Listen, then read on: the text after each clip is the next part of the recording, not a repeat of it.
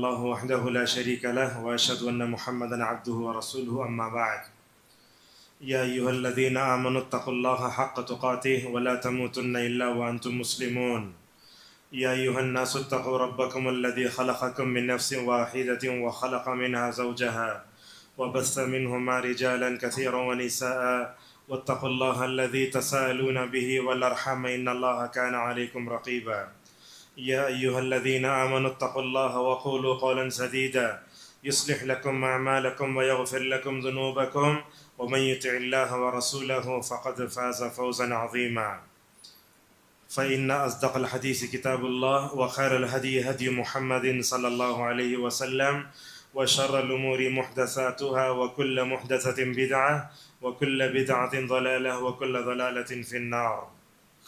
أعوذ بالله السميع العليم من الشيطان الرجيم من همزه ونفخه ونفثه ومن الناس من يتخذ من دون الله أندادا يحبونهم كحب الله والذين آمنوا أشد حبا لله.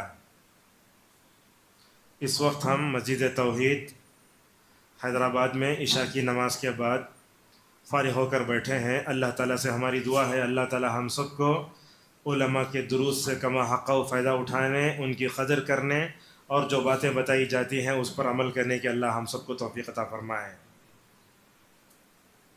آپ جانتے ہیں مجلسیں الگ الگ رنگ کی ہوتی ہیں. پہلے ایسے ہوتا تھا کوئی بھی عالم آتے تو کیا ہوتا تھا، تعداد بہت زیادہ رہتی تھی. آج کل کیا ہوتا ہے، یہ ریکارڈنگ ہوتی ہے، لائیو دیتے ہیں تو ہم دیکھتے ہیں کہ یہاں لوگ نہیں آتے. لائیو دیکھ لیں گے اور اس کے بعد یوٹیوب پہ دیکھ لیں گے. یوٹیوب پہ دیکھے تو بھی میں سمجھتا ہوں شاید اب جا کے دیکھیے 15 آدمی سے زیادہ نہیں دیکھتے کون بھی اسے. یہ میرا اپنا تجربہ ہے. اس کا نقصان کیا ہوتا ہے، کئی نقصانات ہوتے ہیں. پہلا نقصان یہ جو مجلس سے دوری کا نقصان جو ہوتا ہے نا، پہلا نقصان یہ ہوتا ہے مجلس کے دینی مجلس کے جو فائدے ہوتے ہیں نا، ان فضائل اور فوائد سے امت محروم ہو جاتی ہے. دوسرا بڑا نقصان یہ ہوتا ہے، آپ کو بتاتا ہوں، آپ میرے سامنے بیٹھے ہیں، آپ خطبہ چل رہا ہے تو آپ خطیب کو جتنا سامنے سے دیکھتے، وہ مواد انہیں جو بول رہا ہے اس کے چہرے پر اس کا اثر ہوتا ہے نا، لائیو جسے بولتے سامنے سے بیٹھ کر، وہ براہ راست ڈائریکٹ دیکھنے سے فائدہ کیا ہوتا ہے، یہ جو ہے یہ یوٹیوب پر دیکھنے سے نہیں ہوتا. اسی لیے اللہ کے نبی صلی اللہ علیہ وسلم نے فرمایا لیس الخبر کالمعاینہ. آپ نے کہا کہ ایک چیز کے بارے میں آپ کو بتایا جائے یا آپ خود وہاں آ کر دیکھ لیں تو کون سی صورت زیادہ اچھی ہے، آ کر دیکھنا اچھا ہے یا اس کے بارے میں بتا دینا اچھا ہے؟ اسی لیے جمعہ میں دیکھیں گے آپ، اللہ کے نبی صلی اللہ علیہ وسلم نے بیان فرمایا جمعہ کے دن جو بندہ وضو کر کے نہا کر کے پاک ہوتا ہے، مسجد میں آتا ہے، کسی کو تکلیف نہیں دیتا، آپ نے کیا فرمایا، جمعہ میں آگے جانا انہیں. لوگوں میں ہم جمعہ کو دیکھتے ہیں کہ وہ ٹیک لگا کے وہاں بیٹھ جاتے ہیں. یہ ٹیک لگا کے بیٹھنا اصل میں اگر بولوں تو جو ہے ہمارے لیے بہت برا لگتا ہے. یہ منافقین کی نشانی ہے. یہ یاد رکھیے، حضرت عبداللہ مسعود رضی اللہ عنہ فرماتے ہیں جمعہ کے دن اللہ کے رسول صلی اللہ علیہ وسلم نے یہ فرمایا جمعہ میں آپ جتنا خطیب کے آگے جتنا جاتے، جنت میں اللہ اتنا آگے بھیجتا آپ کو. روایت صحیح ہے. آپ کیا کرنا، جمعہ میں پہلے آنا اور آگے چلے جانا. ہم لوگ دیکھتے ہیں پیچھے رہتے ہیں، کیا ہے آخری صف میں نماز پڑھتے ہیں تاکہ فوراً نکل جائیں. لہٰذا آپ لوگوں سے گزارش ہے، ہم سب کو، میں اپنے نفس کو بھی کرتا ہوں کہ علماء جب آتے ہیں تو ان کی قدر کریں، چھوٹے بڑے سب نہیں، چاہے وہ جامعی ہو، محمدی ہو، عمری ہو، مدنی ہو. یہ بھی دیکھتے ہیں ہمارے پاس یہ بھی الگ چل پڑی ہے. عمری مدنی آئے تو کوئی نہیں آئے تھے، جامعہ تو زیادہ آ جاتے، محمدیہ تو زیادہ آتے. لہٰذا آپ تفریق نہ کریں. اور کسی بھی مدرسے کے خلاف مہم چلانا، یہ بولنا میں سمجھتا ہوں یہ بہت غلط بات ہے. لہٰذا کوئی بھی عالم دین آتا ہے، ربانی عالم دین آتا ہے تو کیا کرنا، مطلب قبولیت کے کانوں سے سننا اور عمل کرنے کی کوشش کرنا چاہیے. رسول صلی اللہ علیہ وسلم نے قیامت کی علامت یہ بتائی، آپ نے فرمایا علم بھی اٹھا لیا جائے گا، عمل بھی کم ہو جائے گا. بعض لوگوں کو ہم دیکھتے ہیں مجلس میں آتے ہیں بولتے ہیں ایک کان اللہ تعالیٰ 2 کان کیوں دیا، بولے تو ایک کان سے سننا، دوسرے کان سے چھوڑ ڈالنا. اگر ایسی نیت اگر رہی تو بیٹھنا نہ بیٹھنا دونوں غلط بات ہے. لہٰذا دین محفل میں جو لوگ آتے ہیں کیسے بیٹھنا، صحابہ کی طرح بیٹھنا. گویا ان کے سروں پر کیا بیٹھے، پرندے بیٹھے ہیں.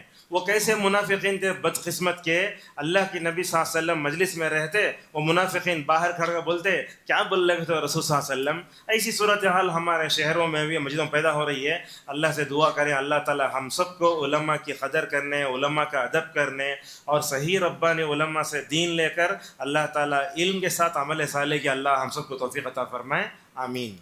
میں آپ کے سامنے جو گفتگو کرنے جا رہا ہوں وہ موضوع ہے محبت الہی. میں سمجھتا ہوں شاید میں اس کا حق ادا نہیں کر سکتا. کیوں؟ اس لیے کہ میرے دل میں خود اللہ کی محبت کم ہے، اور اللہ کی محبت کا مزہ جن لوگوں نے چکھا ہے شاید وہ لوگ زیادہ بولے تو مزہ آتا ہے. اب یہ محبت کی مزہ کن لوگوں نے چکھا ہے میں سمجھتا ہوں. یہ اس جملے پر بھی اعتراض ہوتا ہے. میں سمجھتا ہوں بار بار کیوں بولتے ہیں آپ، لوگوں کو پتہ نہیں کہاں سے آتا ہے، ہوتا ہے بعض لوگ بتاتے ہیں. یہ میں سمجھتا ہوں مطلب میرے خیال کے مطابق اللہ تعالیٰ کی جو محبت ہے نا وہ اصل میں عبادت ہے.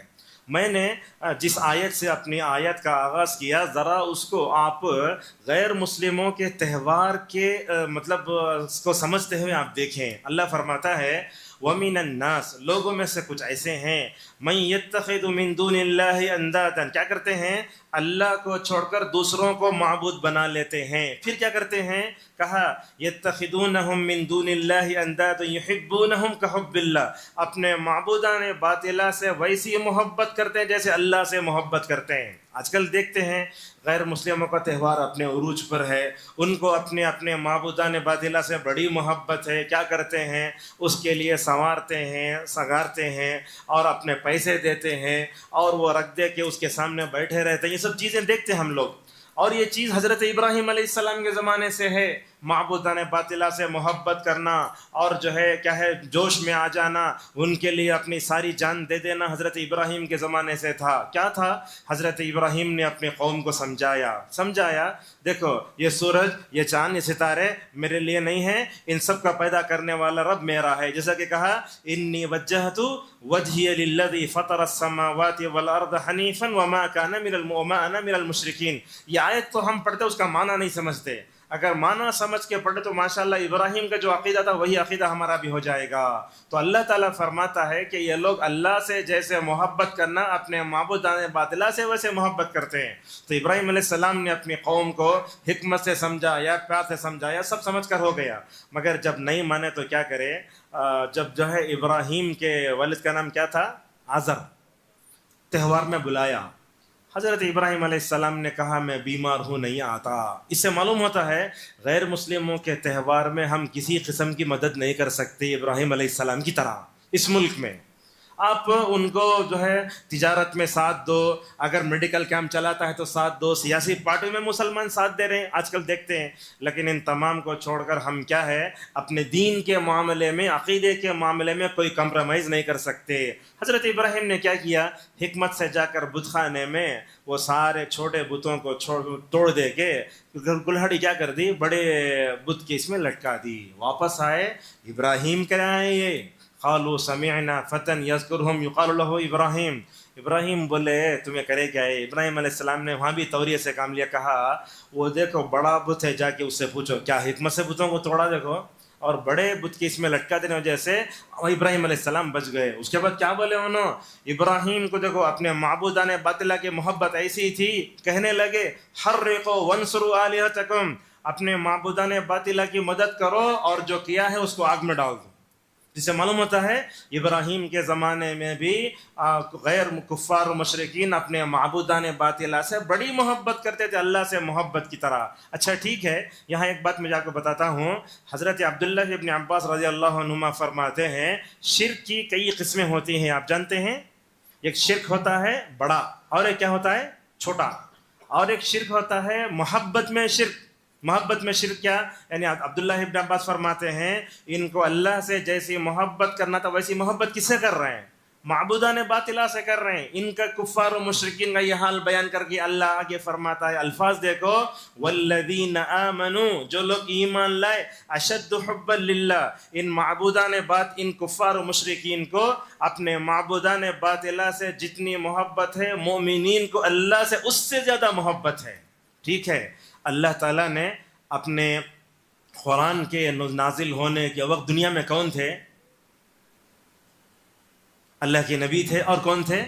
صحابہ کرام، اللہ نے صحابہ کی تعریف فرمائی، اور اللہ کی محبت میں صحابہ کا جو کردار اور معیار تھا، اس کے بعد آنے والا کوئی طبقہ اس مرتبے کو پہنچ نہیں سکتا. ٹھیک ہے، اللہ نے ایک بڑی حقیقت بتائی کہ مومنین اللہ تعالیٰ سے بڑی محبت کرتے ہیں. اس آیت کی روشنی میں ہم اپنی زندگیوں کا جائزہ لے کر دیکھیں، کیا واقعی ہمارے دلوں میں محبت ہے؟ کیا ہے؟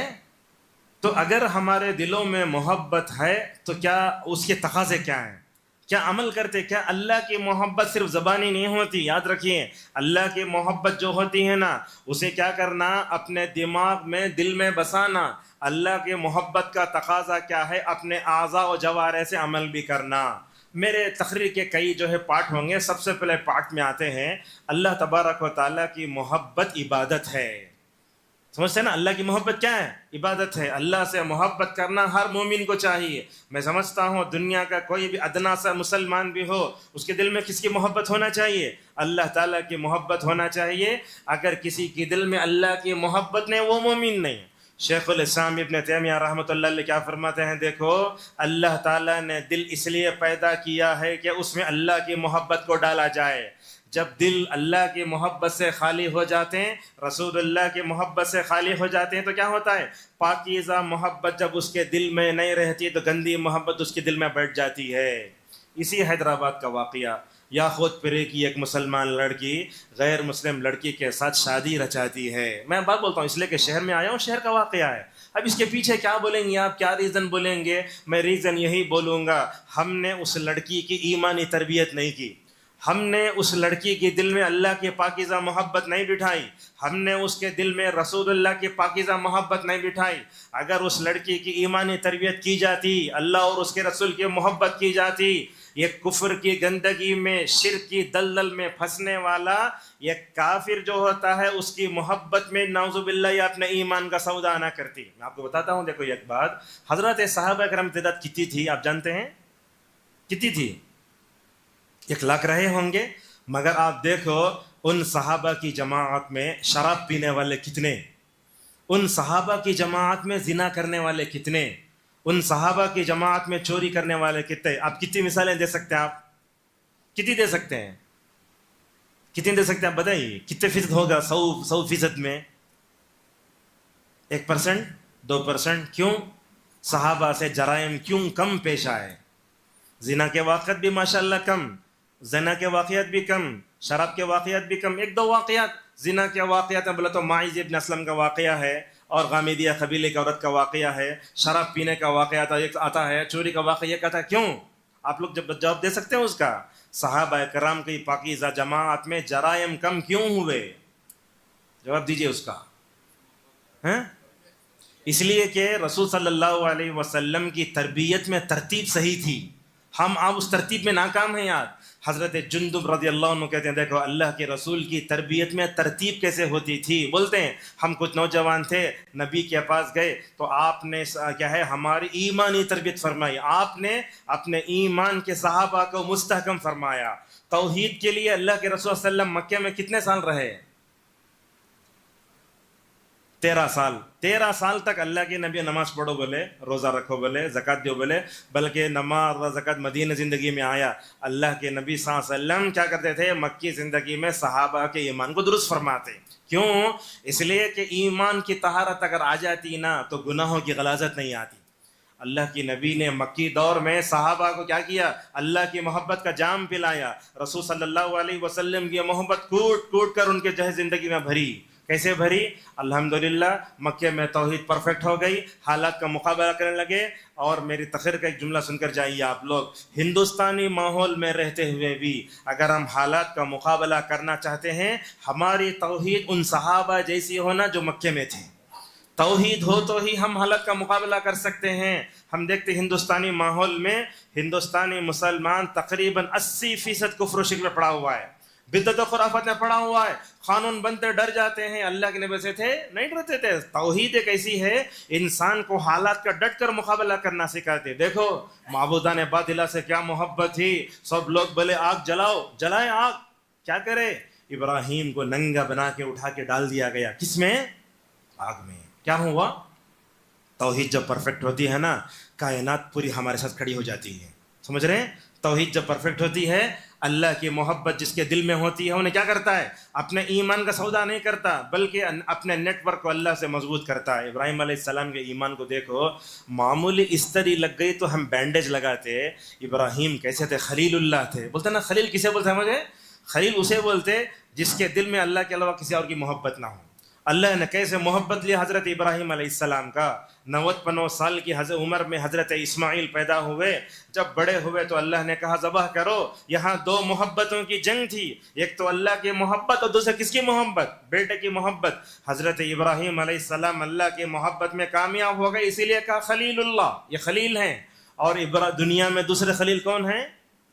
जनाब मोहम्मद रसूलुल्लाह सल्लल्लाहु अलैहि वसल्लम। अल्लामा इब्नुल क़य्यिम रहमहुल्लाह ने कहा, इस दुनिया में दो खलील हैं, एक इब्राहिम और दूसरे मोहम्मद सल्लल्लाहु अलैहि वसल्लम। और मोहब्बत के इस दर्जे में दुनिया में इन दोनों के अलावा कोई पा ना सका। तो हम आपको बता रहे थे कि रसूलुल्लाह सल्लल्लाहु अलैहि वसल्लम ने मक्की दौर में अपने सहाबा के अक़ीदे को मुस्तहकम फरमाया। ईमानी तरबियत जहाँ आती है तो वहाँ क्या होता है? अल्लाह की मोहब्बत, रसूलुल्लाह की मोहब्बत तो गलत मोहब्बत निकल जाती है। अब देखो हज़रत सहाबा कराम में जराइम कम हुए, क्यों? ईमान के जुनूब क्या कहते हैं? सबसे पहले हमने अल्लाह के नबी से ईमान सीखा, बाद में हमने क्या सीखा? कुरान सीखा, हमारे ईमान में इजाफा हुआ। तरतीब समझ गए? पहले क्या? अकीदा, बाद में क्या? कुरान। उसमें क्या हुआ? ईमान में इजाफा हो जाता।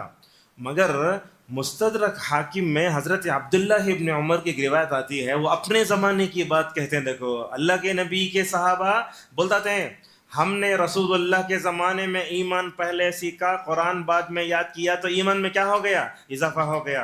मगर साहबा इकराम ने अपने ज़माने में देखा, हमने नबवी तरबियत की तरतीब को उलट दिया। लोग क्या करते? पहले कुरान पढ़ते, बाद में अकीदा सीखते, ईमान में इजाफा नहीं होता। लिहाजा मकतब में पढ़ाने वाले बच्चों के अकीदे को भी दुरुस्त करने की बड़ी सख्त ज़रूरत है। आज हमारे बच्चे ईसाई मिशन स्कूलों में पढ़ते, गैर मुस्लिम पढ़ते हैं, उनके ईमान पर आँच आती है, उनके ईमान पर डाका डाला जाता है। एक मिसाल आपको देता हूँ। एक ईसाई टीचर उसके पास से कलम ले ली बच्चे के पास से, तुम्हें अपने रब को पुकारो, देखते तुम्हारा रब कलम देता क्या। उन्हें पुकारा, नहीं आया। उसके बाद टीचर बोली जेसस को पुकारो, ईसा को पुकारो। जैसे ही पुकारे ऊपर से कलम डाले। अब उसका ईमान क्या हुआ? मेरा तुम्हारा रब तो नहीं दिया, तो मैं रब दे दिया को। इस तरीक़े से हमारे बच्चे जो गैर मुस्लिम स्कूलों में पढ़ते हैं, ईसाई मिशन में पढ़ते हैं, उनके अक़ीदे की फ़िक्र करो और उनके दिलों में अल्लाह की मोहब्बत, रसूलुल्लाह की मोहब्बत डालो। ठीक है, अल्लाह की मोहब्बत अपने दिलों में पैदा करने के लिए क्या करना चाहिए? आप लोग बताइए। अल्लाह की मोहब्बत पैदा करना चाहता हूँ मैं, क्या करना? सबसे पहले अल्लाह की मोहब्बत पैदा करने के लिए हमें क्या करना? इब्नुल क़य्यिम रहमहुल्लाह 10 चीज़ें बताते हैं। उसमें तो चंद चीज़ें आपको बताते हैं। सबसे पहली बात यह है कि हमारे दिल को क्या करना? कुफ्र से, शिर्क से, निफाक से, बिद्दत और खुराफात से पाक करना। एक जुमला आपको बताता हूँ, जो दुनिया में तौहीद परस्त है वही अल्लाह की मोहब्बत का मज़ा चखता है। जो तौहीद परस्त है वही क्या होता है? अल्लाह ताला की मोहब्बत का मज़ा चखता है। रिवायत क्या है? आपने फरमाया 3 लोग ऐसे हैं जो ईमान के मिठास को पाते हैं। आप लोग हैदराबाद के हैं, जीप का मज़ा बहुत है। हर दिन एक नई होटल खुलती है और खाने के अलग अलग मज़े हम देखते हैं, जायका हमारा बहुत है। क्या कभी हमने अपने ज़िंदगी में ईमान का मज़ा चखा है?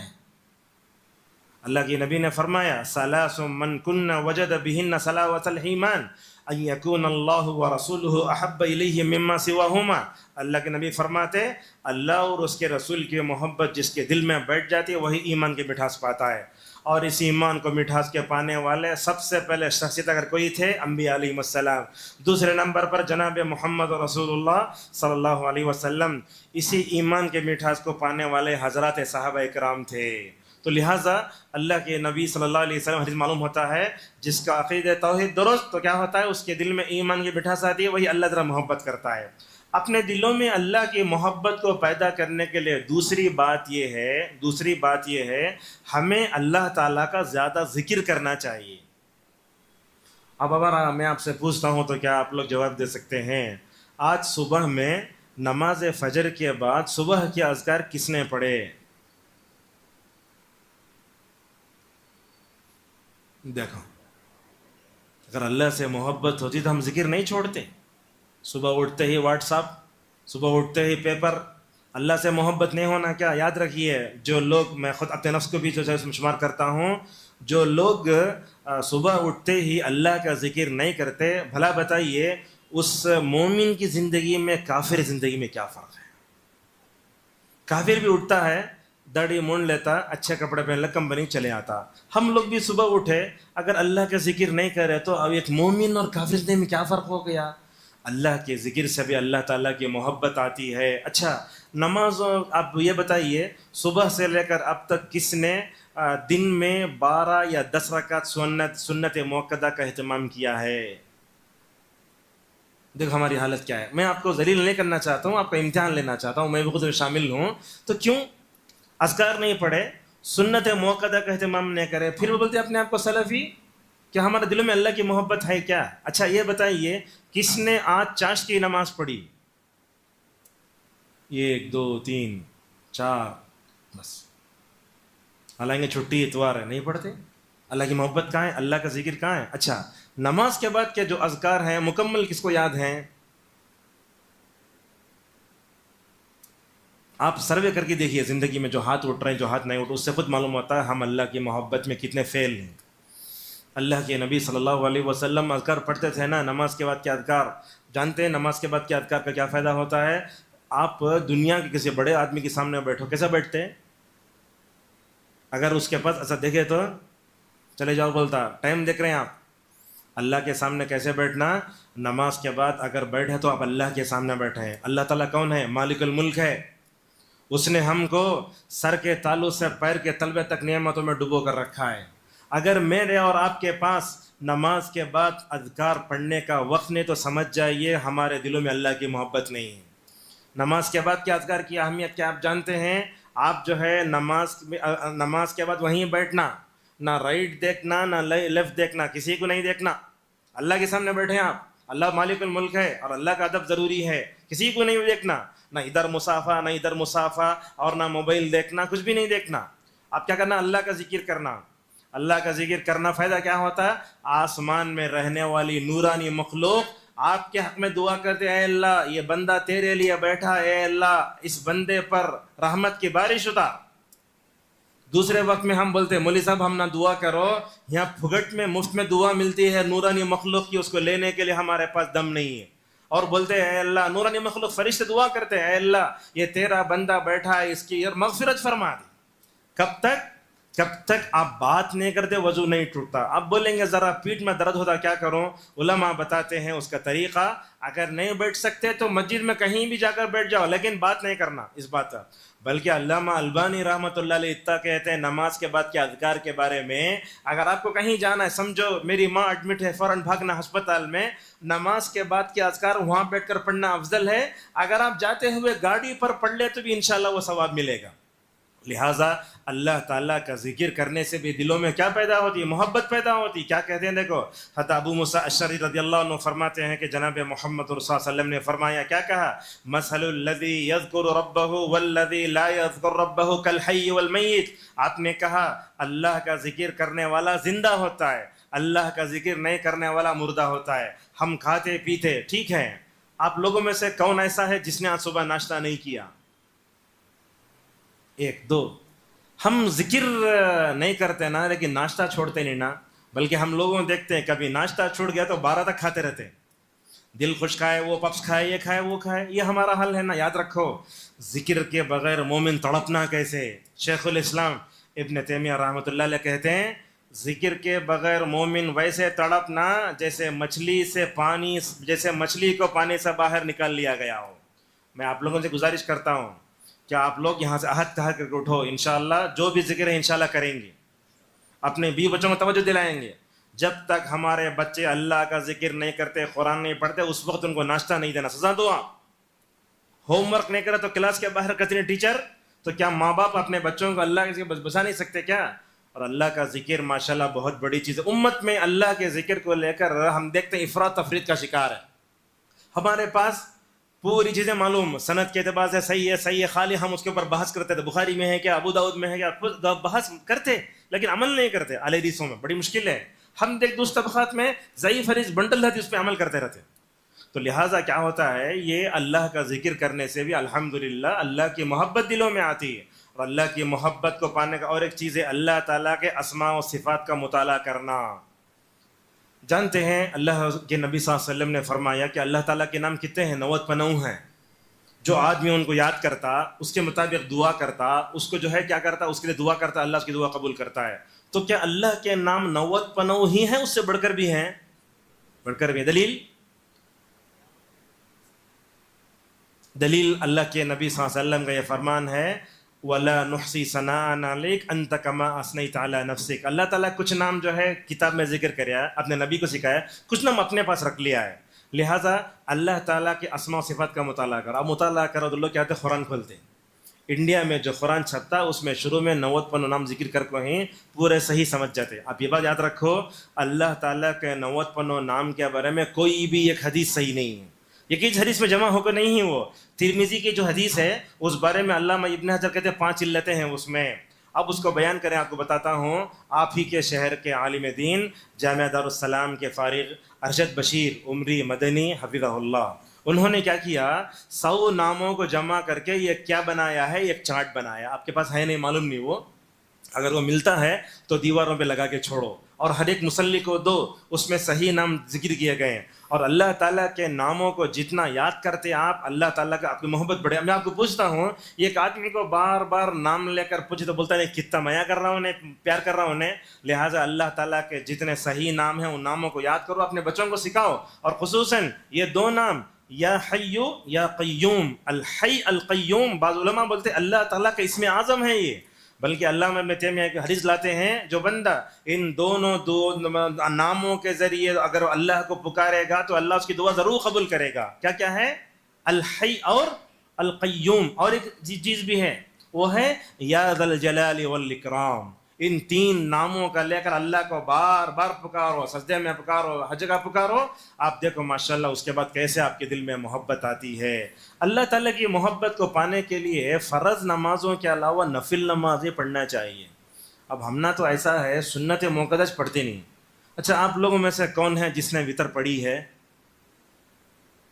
وطر کی نماز. اب ہم لوگ کیا کرتے ہیں، یہاں رہے تو پڑھ لیتے، گھر میں گئے تو بھول جاتے ہیں. گھر میں گئے تو ماحول نہیں رہتا پڑھنے کا، ویسے سو جاتے. تو وطر یاد رکھو، وطر بہت اہم ہے. وطر چھوڑنے والے کے 3 نقصانات ہیں.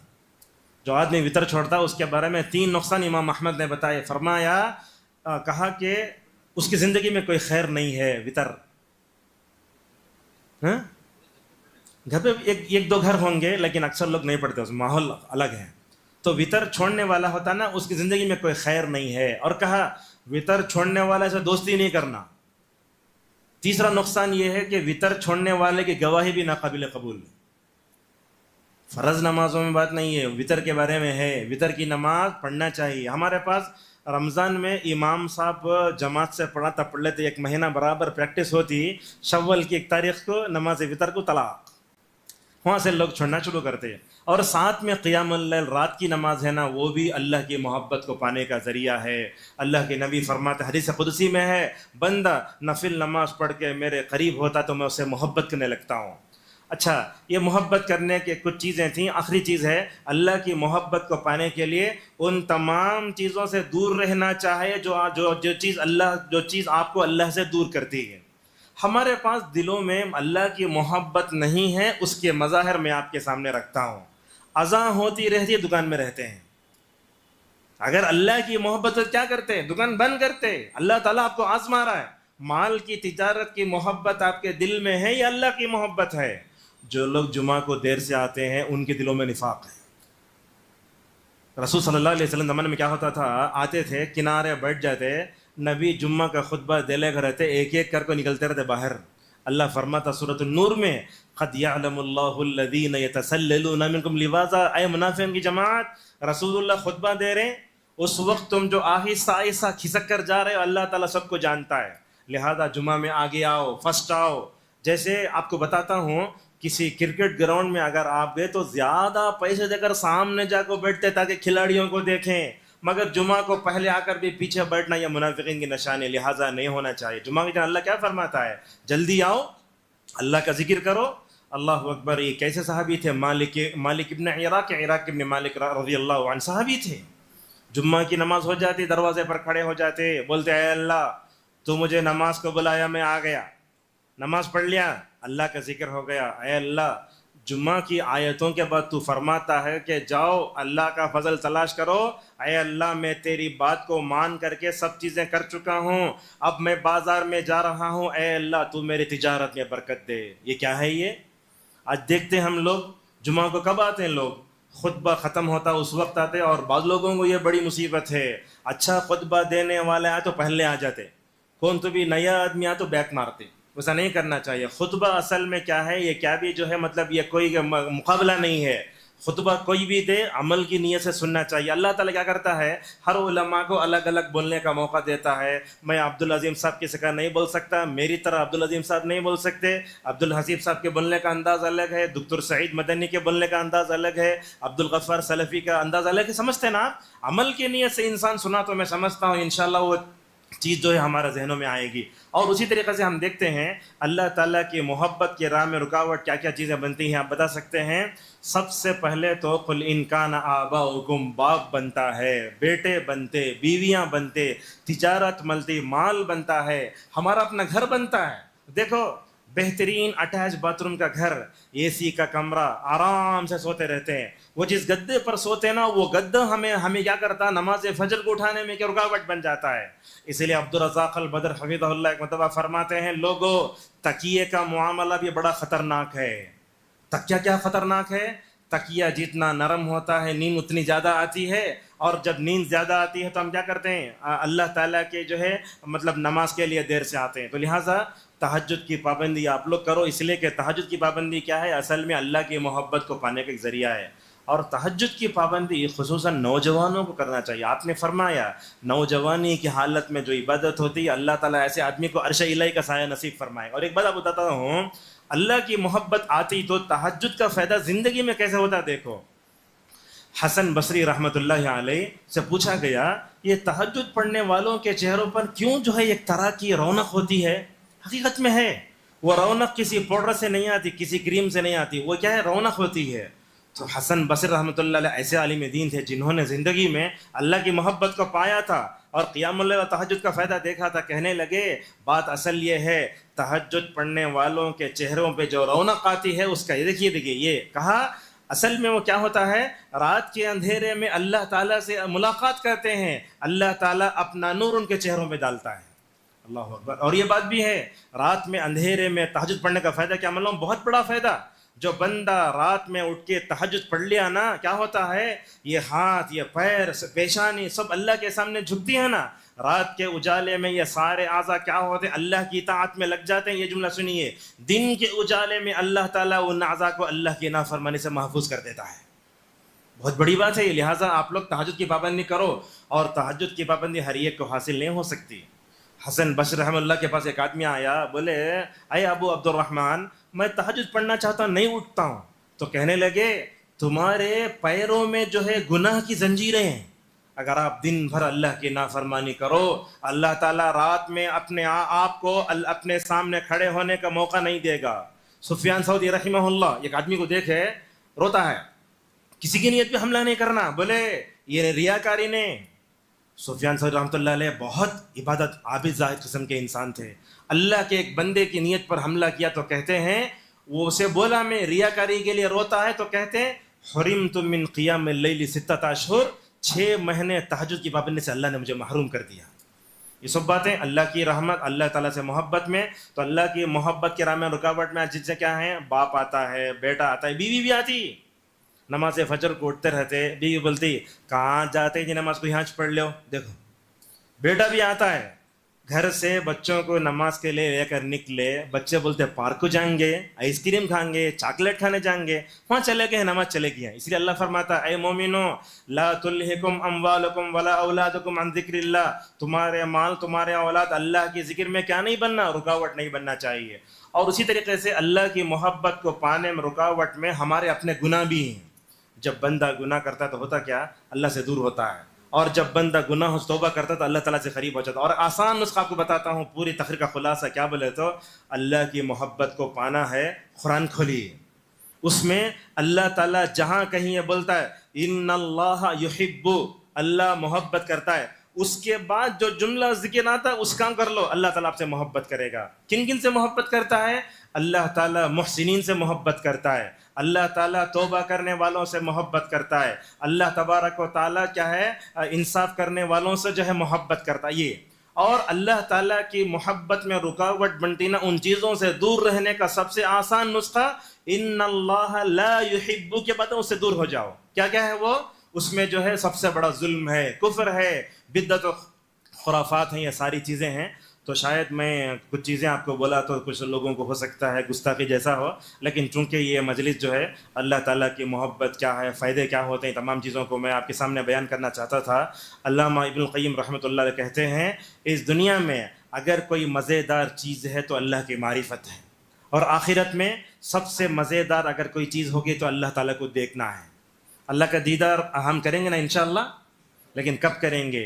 وہ اس وقت کریں گے جب اس غیب پر ایمان رکھنے والی ذات کی محبت کو دنیا میں بٹھائیں، اور اللہ کی محبت کو پانے کے لیے دعا بھی پڑھو، اللہم انی اسألک حبک وحب من یحبک وحب عمل یقربنی الیک۔ اے اللہ میں تیری محبت چاہتا ہوں، اے اللہ میں تمام اعمال کو چاہتا ہوں جس عمل کی وجہ سے کیا ہو جائے، تیری محبت یہ ہو جائے۔ اور اللہ تعالیٰ کی دیدار کی ایک دعا بھی ہے، وہ بھی آپ لوگ کرتے رہو، اللہم انی اسألک لذت النظر الی وجہک الکریم والشوق الی لقائک۔ اے اللہ میں تجھے آخرت میں دیکھنے کی لذت پانا چاہتا ہوں۔ اور یہ بات یاد رکھیں آپ، نمازوں میں خصوصاً دو نمازوں کا اہتمام کرو، نماز فجر اور نماز عصر۔ اللہ کے نبی نے فرمایا اللہ کے دیدار کی مجلس جمے گی، نبی نے جہاں تذکرہ فرمایا تو آپ نے کہا سورج طلوع ہونے سے پہلے، سورج غروب ہونے سے پہلے جو نمازیں ان نمازوں کا اہتمام کرو۔ اگر ان نمازوں کا اہتمام کرو تو کیا فائدہ ہوگا؟ عبدالرزاق البدر حفظہ اللہ کہتے ہیں اللہ تعالیٰ کی دیدار کی مجلس جمے گی تو انشاءاللہ آگے آگے ہوں گے نماز فجر اور عصر پڑھنے والے۔ جو لوگ نماز فجر اور عصر نہیں پڑھتے ہو سکتا ہے پیچھے ڈال دیا جائے، اللہ رحم فرمائے۔ اور یہ بات یاد رکھیں آپ، اللہ کی محبت یہ کوئی زبانی دعویٰ نہیں، اس پہ عمل کرنا چاہیے۔ جب اذان ہوتی فوراً آئیے، اللہ کا ذکر کرو، اور اللہ کی محبت میں اگر کوئی کمی آتی ہے تو فوراً اپنا مکمل طور پر جائزہ لو۔ جسے میں نے آپ نے کہا حیدرآباد کے لوگ مزہ بہت کرتے ہیں جیب کا، اس کا اس کا زبان کا، مگر اپنی زندگی میں اللہ تعالیٰ کی محبت کا مزہ چکھنے کا بھی ہمیں عزم کرنا چاہیے۔ نمازوں میں مزہ ہے، رکوع میں مزہ ہے، سجدے میں مزہ ہے۔ اگر ہم اس مزے کو چکھ لیتے نا کبھی جو ہے ہمیں کبھی جو ہے یہ جسمانی روح میں مزہ نہیں آتا۔ اور ایک بات یاد رکھیے، اللہ کی محبت کی راہ میں رکاوٹ بننے والی اور دو چیزیں ہیں، وہ اس زمانے سے متعلق ہیں۔ ایک تو ہے سوشل میڈیا اور دوسرا ہے فون کا غلط استعمال۔ سوشل میڈیا ایک ضرورت ہے، کئی کو اٹھا کے اسے سر پہ رکھ لینا، کیا ضرورت ہے؟ آپ کو معلوم ہے فون ساتھ میں آتا کیا؟ آتا نہیں آتا۔ اور اس طریقے سے دیکھتے ہیں، فون لا لیتے ہیں، سامنے رکھتے ہیں، اس میں ہوم کالنگ آ رہا ہے، یہ آ رہا ہے، وہ آ رہا ہے۔ UAE میں تو ایسا مسئلہ ہے اگر چلے گئے تو نیٹ ورک ہی چلے آتا اندر۔ تو شاید اس مسجد میں بھی ایسا لا کر کچھ لگا دیا جائے، ایسے بہتر ہے کہ نیٹ ورک ہی نہیں آنا کسی بھی موبائل میں۔ اللہ سے نیٹ ورک لگ جاتا ماشاءاللہ، اگر وہ نیٹ ورک لگ گیا نا دنیا کے پورے نیٹ ورک بیکار ہیں۔ تو سوشل میڈیا سے دور رہیں، منفی استعمال سے، اور تنہائی کے گناہ سے بھی آپ اپنے آپ کو بچاؤ۔ یہ بھی کیا ہوتے ہیں، اللہ سے محبت کیا ہے، یہ ایک بہت بہترین چیز ہے، اس کو پانے کی تڑپ ہمارے اندر مکمل طور پر ہونا چاہیے۔ اگر میں نے کچھ سخت الفاظ استعمال کیے تو میں آپ سے معذرت چاہتا ہوں۔ کہنا یہ ہے اللہ کی محبت ہر مومن کے دل میں ہونا چاہیے، اس کو پانے کی تڑپ بھی ہونا چاہیے۔ آپ لوگ اپنے گھروں میں ایسا ماحول پیدا کرو، اپنی بیوی میں اللہ کی محبت پیدا کرو، اپنے بچوں میں اللہ کی محبت پیدا کرو، خصوصاً بیٹوں میں بیٹیوں میں اللہ کی محبت پیدا کرو۔ یہی چیز ہے اللہ کی محبت ہوتا۔ ہم کتنا قرآن پڑھتے ہیں، آج امت قرآن سے کتنا دور ہے۔ علماء کو خود دیکھتے ہیں آپ، اللہ تعالیٰ حفاظت فرمائے، رمضان میں قرآن، پھر رمضان میں قرآن کھلتا ہے، قرآن نہیں پڑھتے ہم۔ ہمیں واٹس ایپ پر 2500 میسج تو پورا پڑھتے رہتے، قرآن نہیں پڑھتے۔ صحابہ اکرام کیسے تھے؟ اللہ اکبر، ہر 7 دن میں قرآن، اسی لیے 7 منزلیں ہیں۔ اگر آپ کو ایک بات بتاؤں تو سلفی لوگ بڑا مکمل طور پر ہنگامہ کرتے، بولتے ہیں علماء حضرت عثمان رضی اللہ عنہ نے حج کے دنوں میں حجر اسود کے پاس کھڑے ہو کر اکیلے ایک رات میں پورا قرآن پڑھا ہے. روایت صحیح ہے، شک کرنے کی گنجائش نہیں ہے. اب لوگ پوچھیں گے شبینہ پڑھتے ہی نا، وہ شبینہ جماعت سے منع کرتے ہیں. اصل میں قرآن کیا ہے، 7 دن میں پڑھنا، 3 دن میں پڑھنا، مگر یہ ان کا جو عمل ہے نا حدیث سے نہیں ٹکراتا ہے.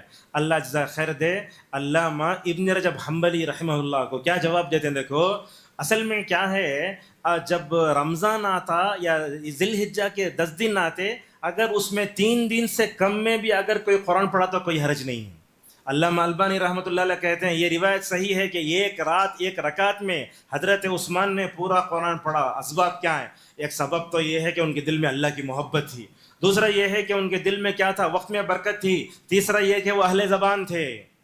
تو اس لیے اللہ تعالیٰ سے محبت کا ایک کیا ہے درجہ، قرآن سے محبت بھی ہے. اور آپ لوگ اپنے گھروں میں ذرا قرآن سننے سنانے کا ماحول بھی پیدا کرو. ہمارے پاس کیا ہے، ہمارے پاس جمعہ ہے تو لوگ قوالیاں سنتے ہیں. اگر جمعہ آیا تو لوگ کیا کرتے ہیں، میلاد النبی کے گانے گاتے ہیں. پہلے زمانے میں کیا ہوتا تھا، قرآن کی آوازیں آتی تھیں. اب کہاں ہیں وہ قرآن کی آوازیں؟ اللہ تعالیٰ میرے ماں باپ کی مغفرت فرمائے. 2013 میں انتقال ہوا، مگر ایک چیز ہم نے والد صاحب سے سیکھی ہے، وہ کیا بولے تو قرآن سننا. گھر کا ماحول ایسا پیدا کرے ماشاءاللہ. اس کا اثر میں اپنے بہنوں میں، اپنے بیٹوں میں دیکھا، بلکہ میرے بیٹوں میں خود اس کا اثر دیکھا.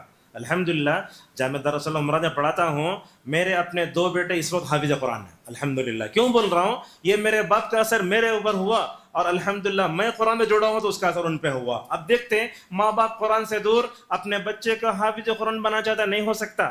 اگر باپ کے ڈی این اے میں قرآن، ماں کے ڈی این اے میں قرآن، وہ قرآن اس میں آتا. اب دونوں خود قرآن سے دور تو قرآن کیسے آئے گا؟ کیا بول رہا تھا میں اس وقت،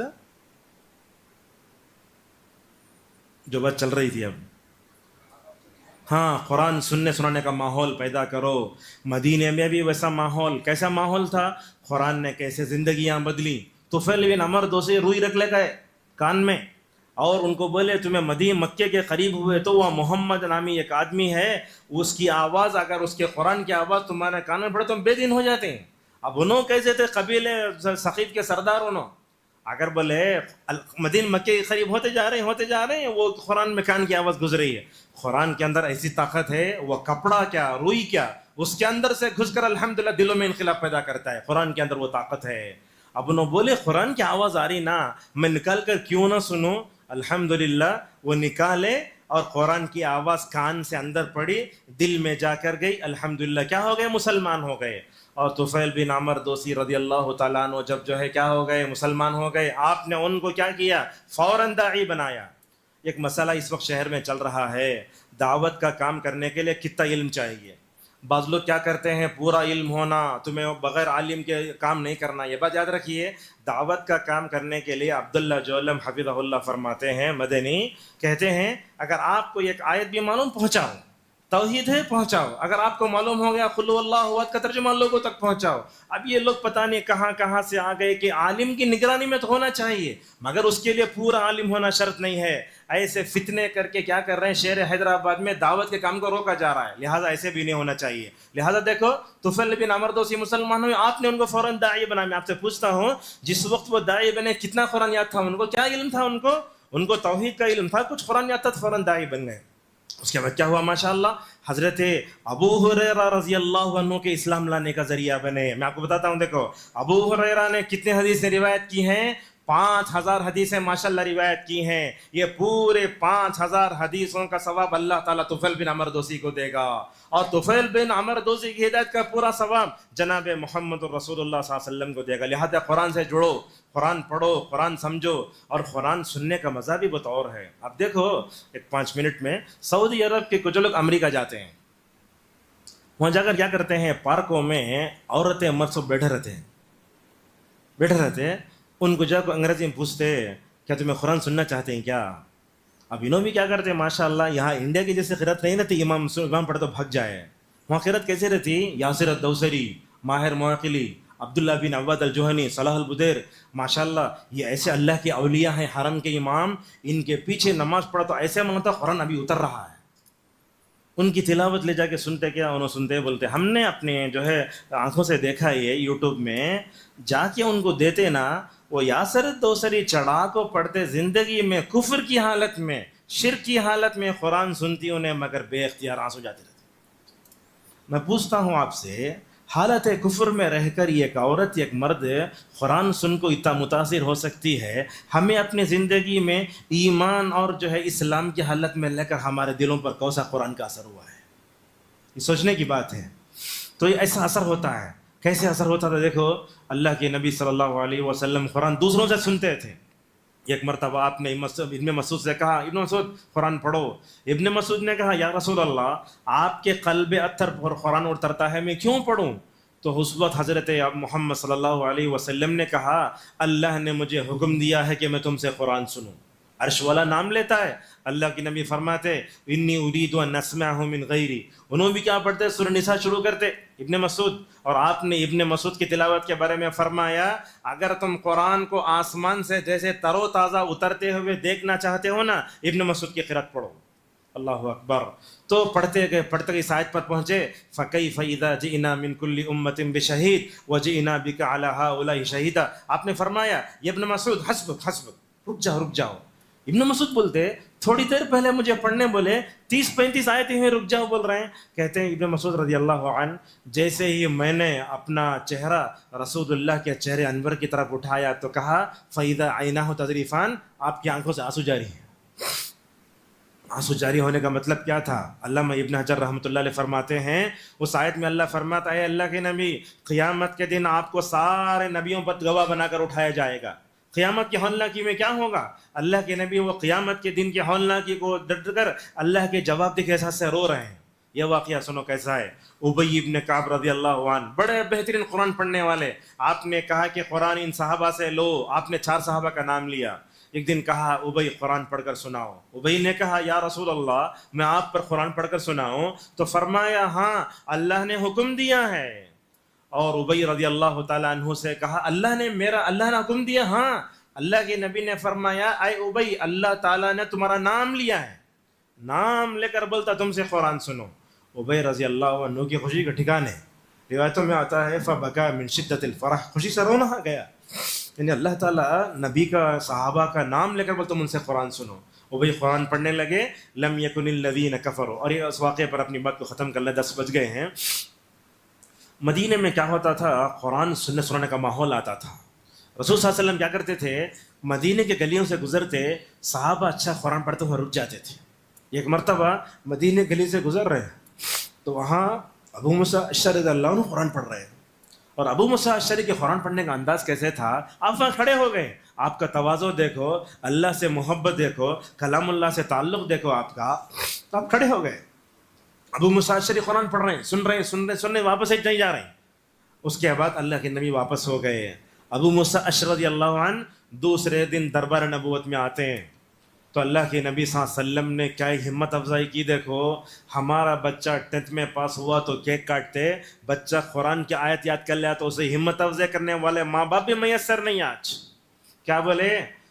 اے ابو موسیٰ، میں کل تمہارے گھر کے باہر کھڑے ہو کر قرآن سنا، میں تمہاری آواز سن کر مجھے تو ایسا لگا، یہ ہمت افزائی کے الفاظ ایسے تھے، لَقَدْ أُوتِيتَ مِزْمَارًا مِّن مَزَامِيرِ آلِ داؤد۔ آپ نے کہا داؤد علیہ السلام کو جو اللہ اچھی آواز دینا، وہ آواز تم نے دے دیا ہے۔ اور داؤد علیہ السلام کی آواز اتنی اچھی تھی، جب وہ جو ہے زبور پڑھتے تھے، کیا ہے، پہاڑ بھی، پرندے بھی ان ساتھ مل کر اللہ تبارک و تعالیٰ کی حمد کے گانے گاتے تھے۔ تو اللہ کے نبی نے فرمایا، اے ابو موسیٰ، اللہ نے تم کو حضرت داؤد کی آواز دے دی۔ یہ انداز دے کیسا ہے؟ حضرت ابو موسیٰ اشعری رضی اللہ عنہ نے فرمایا، یا رسول اللہ، اگر آپ کھڑے ہو کر سنتے بل کو معلوم ہوتا اور اچھا پڑتا۔ اس واقعے پر اپنی بات کو ختم کر لیتا ہوں۔ ایک ہے حضرت سالم مولا حذیفہ رضی اللہ عنہ۔ اللہ کے نبی نے اپنی بیویوں میں بھی قرآن سے محبت کا ایک جذبہ پیدا کیا تھا۔ ایک دن حضرت عائشہ رضی اللہ عنہ ایک جگہ سے گزر رہی ہیں، ان کو رسول اللہ کے پاس جانا ہے۔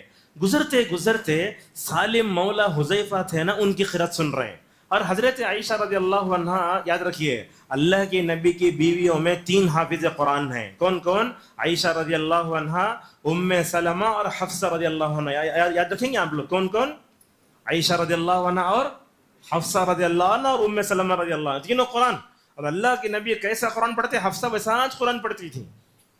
کھڑی ہو گئیں، سن رہے ہیں، دلی سے نہیں بھر رہا ہے۔ یہ اللہ سے محبت کیسی ہے دیکھو. قرآن جب بندہ زیادہ سنتا ہے نا اسی وقت اس میں اللہ کی محبت آتی ہے. آج ہم چونکہ قرآن اللہ سے محبت ہے اس لیے قرآن نہیں پڑھ رہے ہیں, تو وہ نا کھڑے قرآن سنے اس صحابی سے جا کے اللہ کے نبی نے اپنے جو ہے بیویوں کا جذبہ کیسا رکھا دیکھو. عائشہ رضی اللہ عنہ فرماتی ہیں یا رسول اللہ میں آپ کے پاس جلد آنا چاہتی تھی مگر راستے میں نے ایسی میٹھی آواز میں قرآن کو پڑھتے ہوئے سنا ہے, اپنی زندگی میں ویسے انداز سے میں نے قرآن پڑھتے ہوئے نہیں سنا ہے, اور میرا دل نہیں بولا کہ میں کیا کروں وہاں سے جو ہے مکمل طور پر چلے جاؤں. اللہ اکبر. بات کیا تھی دیکھو, اللہ کے نبی صلی اللہ علیہ وسلم نے حضرت عائشہ رضی اللہ عنہا کے اللہ کی محبت قرآن سے جو گہری وابستگی تھی وہ دیکھی. حضرت محمد صلی اللہ علیہ وسلم نے عائشہ سے فرمایا چلو عائشہ وہ دیکھتے ہیں. شوہر بیوی دونوں نکلتے ہیں اور جا کر دیکھتے ہیں, دونوں قرآن سنتے ہیں. تو اللہ کے نبی صلی اللہ علیہ وسلم جب قرآن سنتے ہیں نا تو ایک جملہ فرماتے تمام تعریفیں اس اللہ کے لیے ہیں جس نے سالم جیسے اچھے قرآن پڑھنے والے کو میری امت میں پیدا فرمایا ہے. بہرحال باتیں بہت ہیں, جذبات میں بھی ہم آئے. کہنا یہ ہے اللہ کی محبت کوئی زبانی دعویٰ نہیں ہے. بندہ جب کیا کرتا ہے اللہ سے محبت کرتا ہے تو ہر چیز آسان ہو جاتی ہے, نماز پڑھنا قرآن پڑھنا. اور یہ اللہ کی محبت جب ہوتی ہے تو بندے کو اللہ تعالیٰ سے ملاقات کی بھی کیا ہوتی ہے محبت ہو جاتی ہے. آج موت سے ہم بہت دور بھاگتے ہیں, بلکہ بعض مسلمانوں کو میں نے دیکھا گئے اندر جنازہ دیکھو یہودیوں سے بھگ جاتے ہیں. کبھی اس کو یہ بھی سوچنا چاہیے کہ اس جنازے میں مجھ کو بھی رکھا جائے گا. ایک حدیث ہے اللہ کے نبی فرماتے ہیں جو بندہ اللہ سے ملنا چاہتا ہے اللہ اس سے ملنا چاہتا ہے, اور جو بندہ اللہ سے ملنا نہیں چاہتا اللہ تعالیٰ سے اس سے ملنا نہیں چاہتا ہے. لہٰذا ہم اپنے دلوں کو ٹٹولیں, احتساب نفس کریں, محاسبہ کریں کہ اللہ کی محبت ہمارے دلوں میں کب ہے. اور اللہ کی محبت جب آ جاتی نا ماشاء اللہ کیا ہوتا ہے, ہمارے دلوں میں اللہ کی محبت آتی ہے تو کیا ہوتا ہے یاد رکھو یہ دنیا ہمارے لیے جنت بن جاتی ہے. شیخ الاسلام ابن تیمیہ رحمۃ اللہ علیہ کہتے ہیں اللہ کا ذکر تو اس دنیا میں جنت ہے, جو بندہ اس جنت میں داخل نہیں ہوا وہ جنت میں داخل نہیں ہو سکے گا. تو شاید ہم زندگی میں اب تک 80 مرتبہ کوئی قرآن پڑھے ہیں کیا؟ علامہ ابن تیمیہ رحمہ اللہ کو جیل میں ڈالا گیا تو ان کے شاگرد بولتے ابن عبد الہادی ابن تیمیہ نے صرف جیل میں الحمدللہ 80 مرتبہ قرآن پڑھا ہے, اور جیل کی دیواروں کو لکھ کے بھرا دیے. اللہ اکبر. اس ربانی عالم دین کا انتقال کیسے ہوا؟ ان المتقین فی جنات و نہر فی مقعد صدق عند ملک مقتدر پہ انتقال ہوا. متقی جنتیوں میں رہیں گے.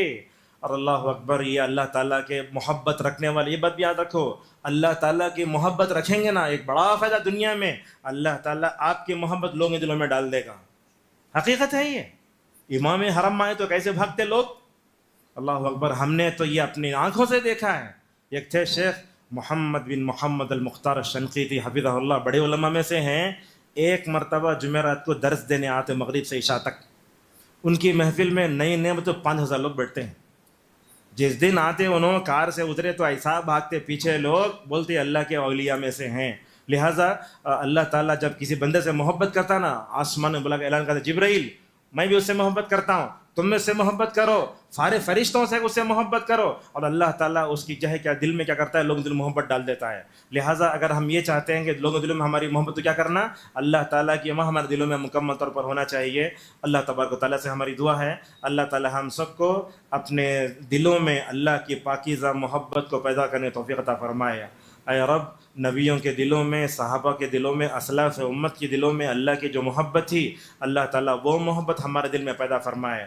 اللہ تعالیٰ ہم سب کو کھانے پینے سے بڑھ کر, جسمانی تربیت سے بڑھ کر اپنی روحانی تربیت کرنے اور ایمان کی جو حلاوت, جو میٹھا, جو لذت بندگی ہے اس کو پانے کی اللہ ہم سب کو توفیق عطا فرمائے. اللہ ہم سب کو وہ تمام کام کرنے کی توفیق عطا فرمائے جس سے اللہ راضی ہوتا ہے, خوش ہوتا ہے. اللہ تعالیٰ ان تمام کاموں سے ہماری حفاظت فرمائے جس سے اللہ ناراض ہوتا ہے. اللہ تعالیٰ ہم سب کو جیسے یہ جمع فرمایا ہے جنت فردوس میں جمع فرمائے. اللہ تعالیٰ قیامت میں ہمیں رسول اللہ کی معیت, آپ کی رفاقت اور صحابہ کی جماعت کی رفاقت اللہ تعالیٰ ہم سب کو عطا فرمائے. اللہ تعالیٰ ہم سب کو کتاب و سنت کو فہم سلف کی روشنی میں سمجھنے توفیق عطا فرمائے. جتنے ہمارے علماء تھے دنیا سے جا چکے ہیں اللہ تعالیٰ کروٹ جنت نصیب فرمائے. جتنے سلفی علماء دنیا میں ہیں اللہ تعالیٰ سب کو صحت و عافیت اور ملامل فرمائے اور سب کی خدمات کو قبول فرمائے. اللہ تعالیٰ ہمارے جائز مرادوں کو پورا فرمائے. یہ دل کے جو کیفیت دل میں بدلتی ہے نا اللہ تعالیٰ اس کیفیت کو اللہ تعالیٰ تعدیر باقی رکھے. آمین. وآخر دعوانا الحمد للہ.